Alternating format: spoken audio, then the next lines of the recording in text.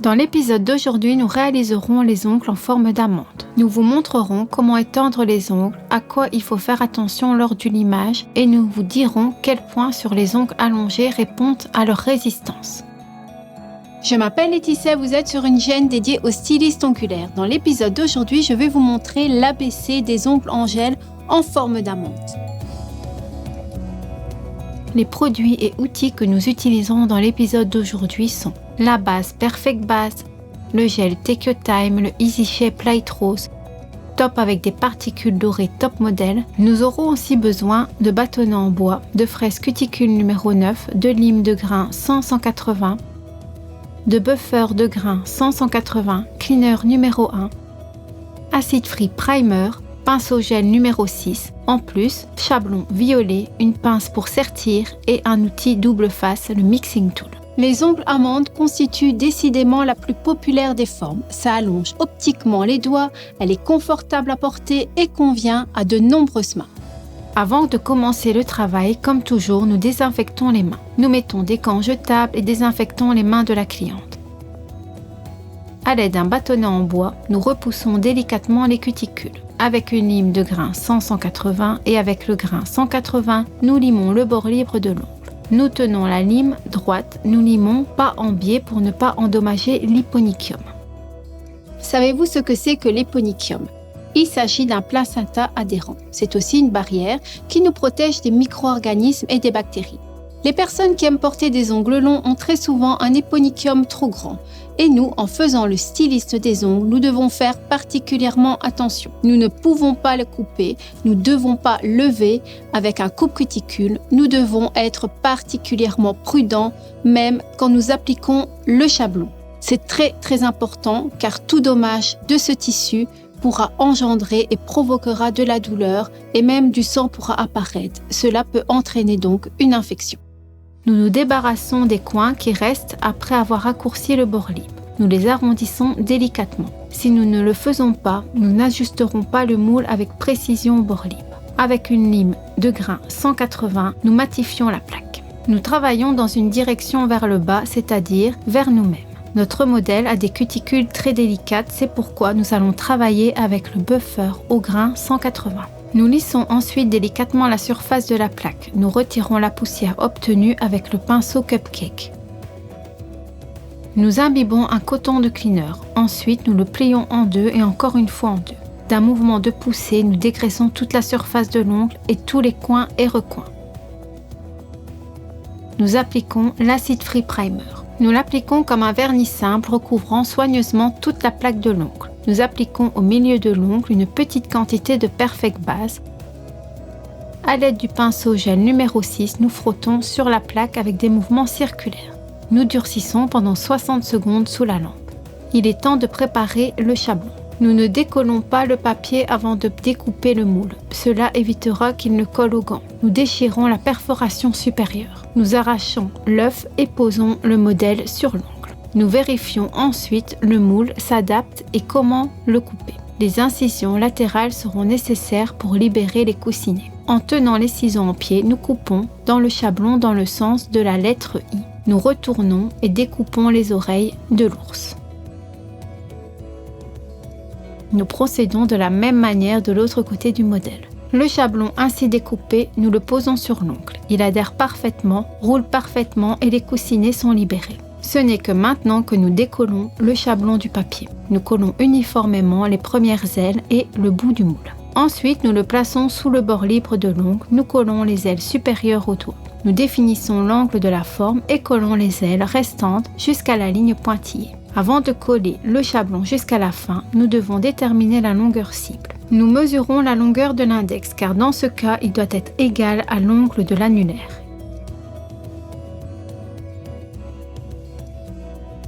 Nous collons délicatement sous le doigt.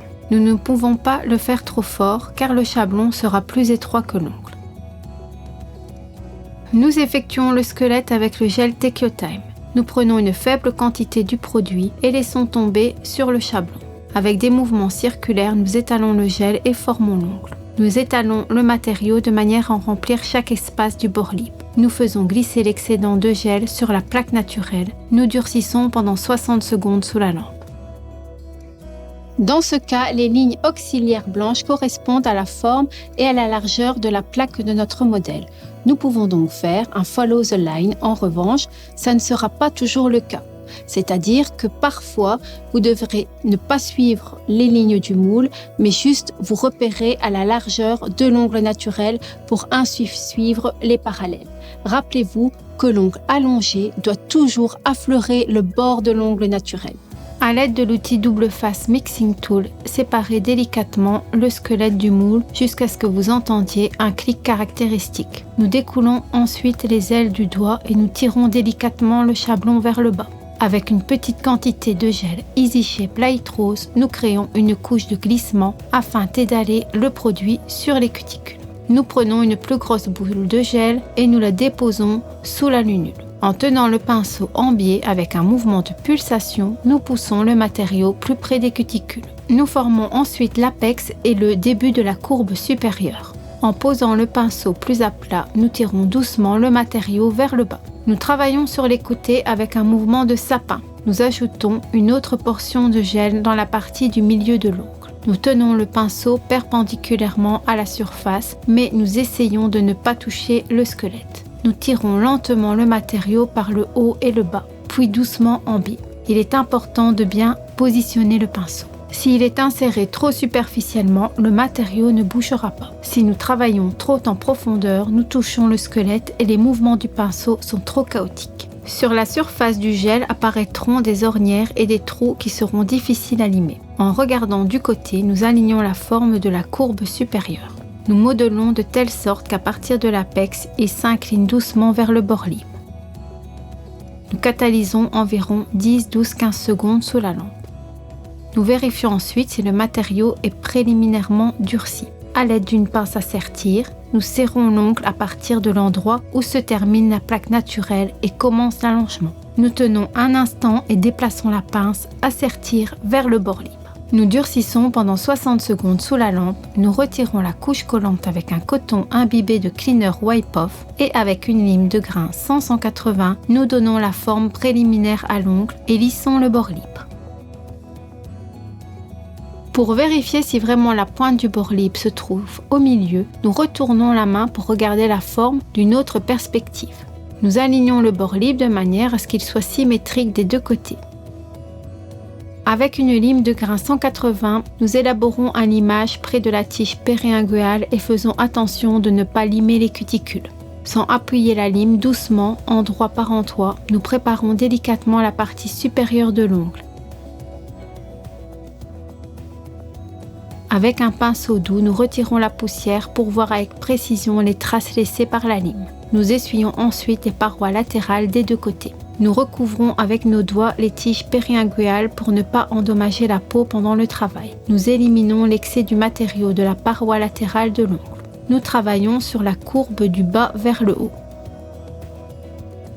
Nous retournons le doigt et travaillons de la même manière le deuxième côté. Nous passons à l'alignement de la ligne du bord libre. Nous limons jusqu'à la hauteur de l'apex avec un mouvement de frottement sans retirer la lime de la surface de l'ongle. On travaille le dernier endroit brillant et l'on voit avec un mouvement arrondi. Nous guidons la lime sur la courbe d'un côté jusqu'à l'autre. Nous retirons la poussière obtenue avec un pinceau cupcake.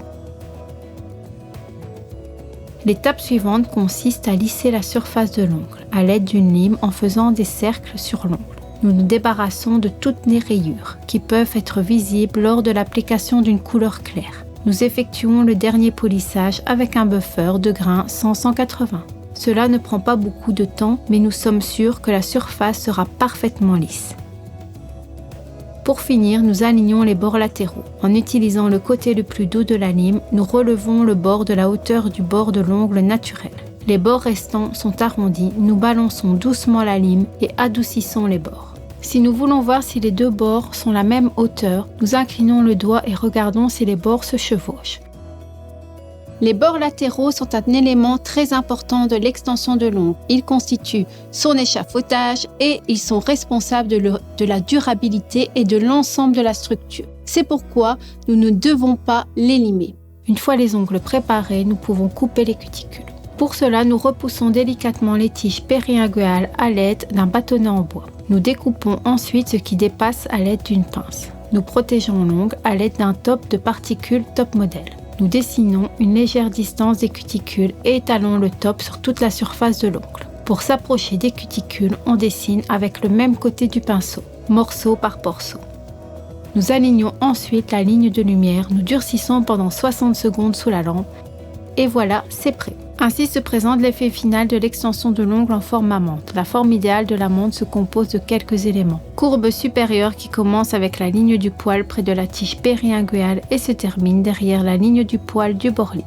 La ligne du poil est une zone où nous avons le moins de matériaux. Le point le plus haut de la courbe supérieure est l'apex qui correspond à la résistance de la structure de l'ongle allongé. Il ne faut pas l'aplatir ni l'abandonner complètement pendant la construction des ongles. L'élément suivant sont les parois latérales des deux côtés de l'ongle. Les bords sont l'échafaudage de la construction de l'allongement. S'ils sont manquants ou limés, nous risquons de les casser. Le tunnel est également responsable de la résistance des ongles à tout type de blessures et de fractures. Un autre élément est la zone de stress. C'est là que se termine l'ongle naturel et que l'extension commence. Cette zone est particulièrement vulnérable aux fractures. Et c'est déjà la fin de cet épisode. Faites-moi savoir en commentaire si la menthe est la forme la plus populaire parmi vos clientes et sur vos ongles. Rappelez-vous que je suis là tous les mardis à 17h. Merci pour l'attention et salut!